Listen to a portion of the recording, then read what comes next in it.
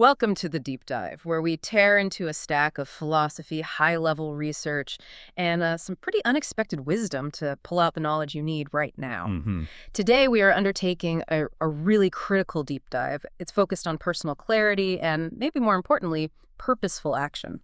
Yeah, and for this, we've pulled together, a fascinating mix of sources. We've got everything from the timeless wisdom of the Stoics, including a set of, like, 12 crucial questions for a self-audit, Right. all the way to the philosophy of time from Leo Tolstoy, the kind of clarity Peter Drucker demands for knowledge workers, and yes, even some insights from coaches and basketball legends.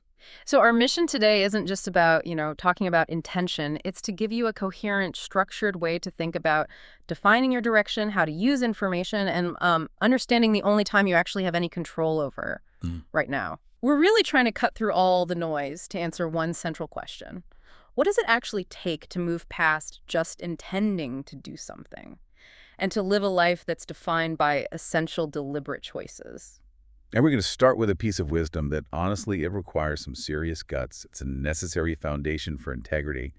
We begin with Diane Grant's observation.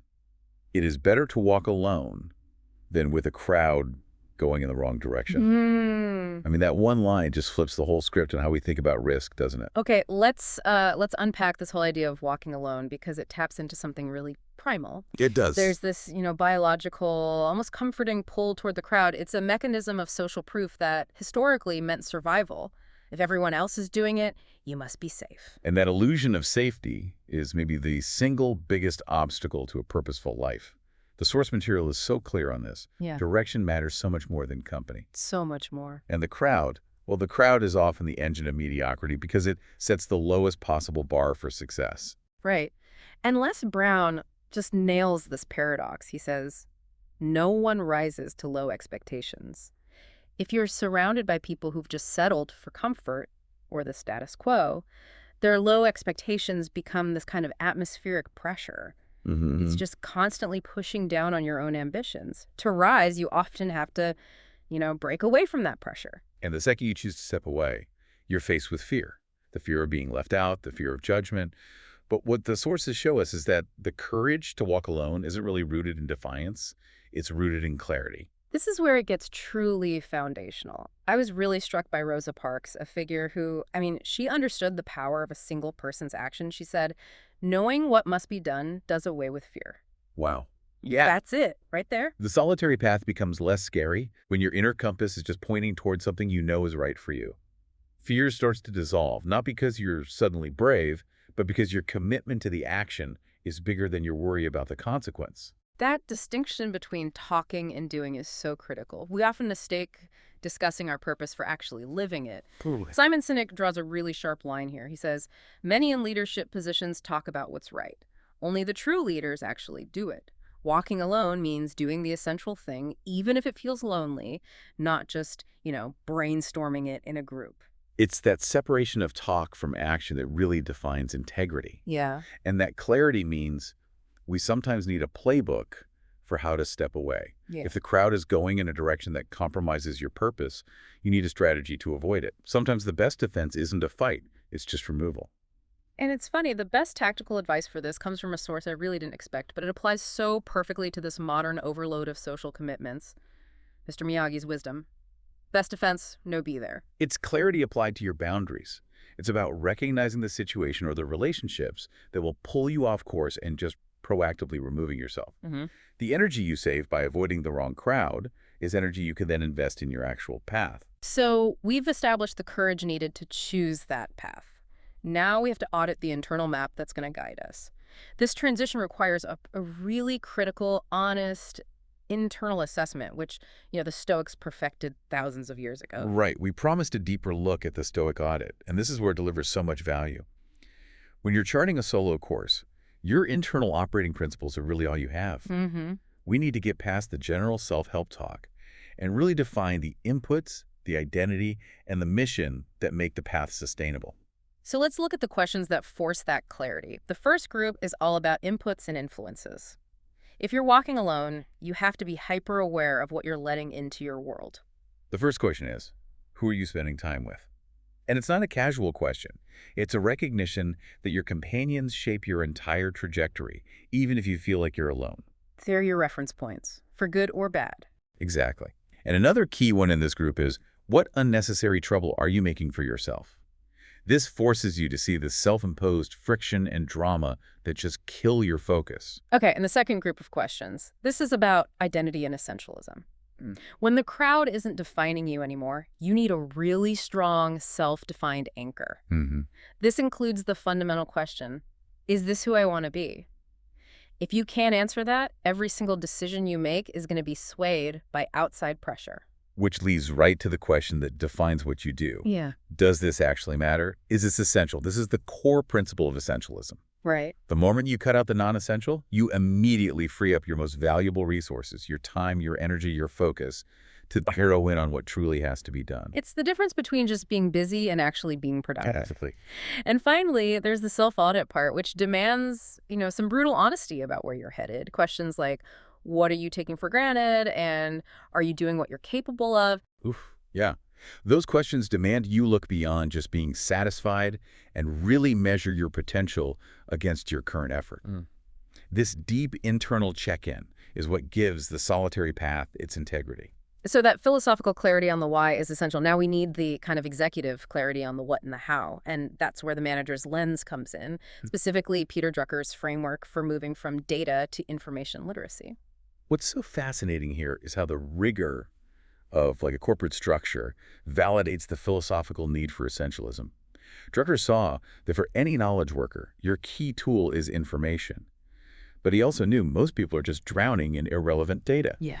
So to manage information, Drucker says you have to first answer 3 questions about yourself and your role, which, really mirror that Stoic audit. You have to rethink, what is my job? What should my contribution be? And what are the fundamentals here? If you don't answer those first, you have no filter. You can't tell useful information from noise. You just end up swimming in reports, wasting that precious alive time. Let's use a quick example just to make this really actionable. Let's say your answer is, my contribution is to innovate and grow our market share by 15% this quarter. Okay. Suddenly, you can filter all information. External information is now market analysis. Internal information is your team's capacity reports, and so on. Without answering that first question, all of that is just distracting data. That's such a critical insight. Your success on this path really depends on getting those foundational answers right, because that gives you the clarity to define what you let in. And once you have that strategic clarity, you can turn it into, actual physical direction. The coaching legend Dan John distilled this perfectly. Coaching equals clarity, both in where we are going and how we are going to get there. Right. The solitary path demands that specific definition. The crowd can get away with vague, I want to be rich or I want to be happy. Yeah. But the individual, you need an exact target, which means defining your purpose through SMART goals. Specific, measurable, attainable, realistic, and time-bound. So instead of a vague goal like, I'll be more focused this year, a SMART goal based on this material would be something like, I will dedicate 2 uninterrupted hours every morning to writing my book manuscript. That level of precision is the difference between movement and just stagnation. Okay, so let's shift gears now to the container for all of this purposeful action, which is time itself. When you're on a deliberate path, your relationship with time has to fundamentally change because the past and the future can be the biggest thieves of the present. Yes. This is where Leo Tolstoy gives us a truly profound perspective. He grounds this whole enterprise in a single moment. He said, the past does not exist. The future has not begun. The present is an infinitely small point in time in which the already non-existent past meets the imminent future. I mean, that just forces a powerful recalibration of your priorities, right? Yeah. If the future hasn't begun, then being anxious about it is basically a fiction. And if the past doesn't exist, then regret is just self-inflicted pain over something that is fundamentally gone. The only moment we have any leverage over is that tiny, infinitely small sliver of time right now. It's a concept you see in so many traditions. The Talmud reinforces this idea by stating, time does not exist, only we move. We're the ones projecting time onto reality, but reality is only ever the present moment. So the goal isn't to manage time, but to manage our action within the present. So how do we actually train our minds to exist in that tiny sliver of time when, everything in society pulls us toward either planning for the future or regretting the past? Well, Marcus Aurelius understood this urgency perfectly. He saw the life of the spirit, the life of integrity, as something that could only be concentrated in the present. It has no meaning in the past or future. Mm. If you're pursuing integrity, you have to be fully present in the moment of action because that is the only place your alignment and your effort actually exist. And this brings us right to one of the most critical Stoic filters, which applies this philosophy to your daily choices. Will this be a live time or dead time? We waste so many hours just waiting. Waiting for the right moment, waiting for permission, just scrolling through our feeds, Mhm. and all that waiting, that worrying, that procrastination, that is all dead time. The person walking their own path lives almost exclusively in a live time. Yeah. They recognize that they are making their life moment by moment. They stop waiting for happiness to just show up. That active process is what Benjamin Franklin was talking about with his maker mentality. You do not find the happy life, you make it. It means that even tasks that feel like waiting, like being patient or recovering, have to be turned into a live time, actively learning, actively resting, actively preparing.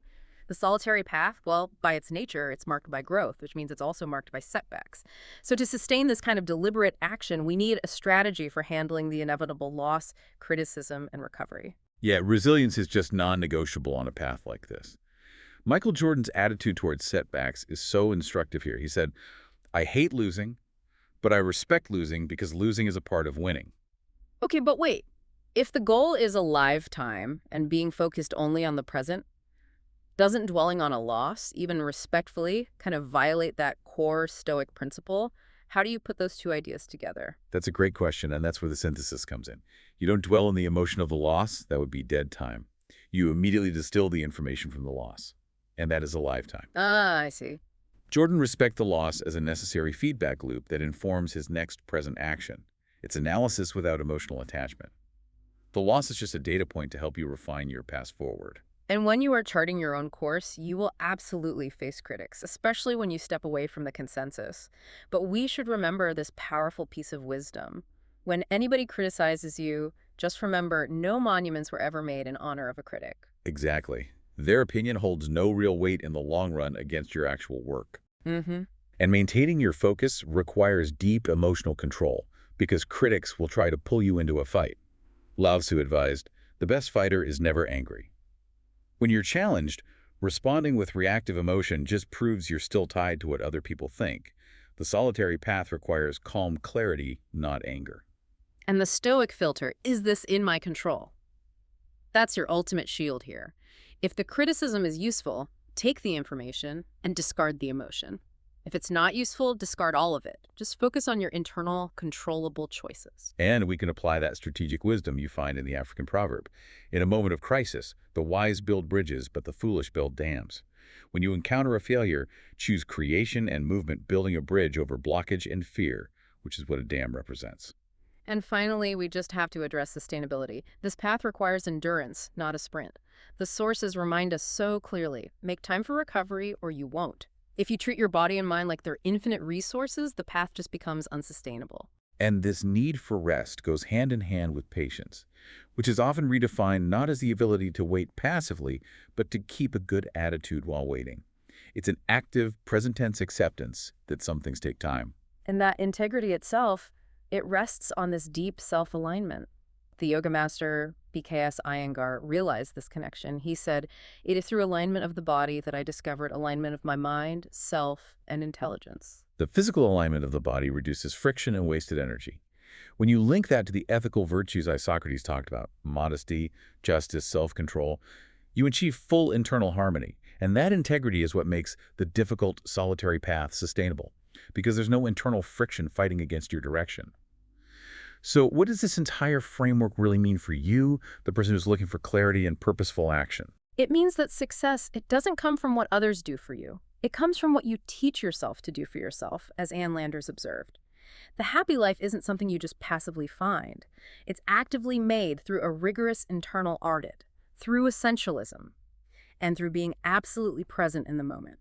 Yeah, and we can go back to Shakespeare's ultimate declaration of self-determination. It is not in the stars to hold our destiny, but in ourselves. This whole framework, from having the courage to walk alone to the clarity of the present, it's a radical assertion of your personal responsibility for your own life. And when you achieve that alignment and you truly walk your purposeful path, the meaning expands beyond just you. Buddha taught that happiness comes when your work and your words are of help to yourself and to others. That solitary journey is your most direct route to making a real contribution. We started this with the necessity of direction, and we want to end by returning to one of the most profound of the Stoic questions for you to think about long after this deep dive is over. What is the meaning of life? And the sources, which span millennia, all seem to suggest the answer isn't a concept you find written down somewhere. It's something you express every single day. Your actions and your decisions provide the answer. Choose them deliberately.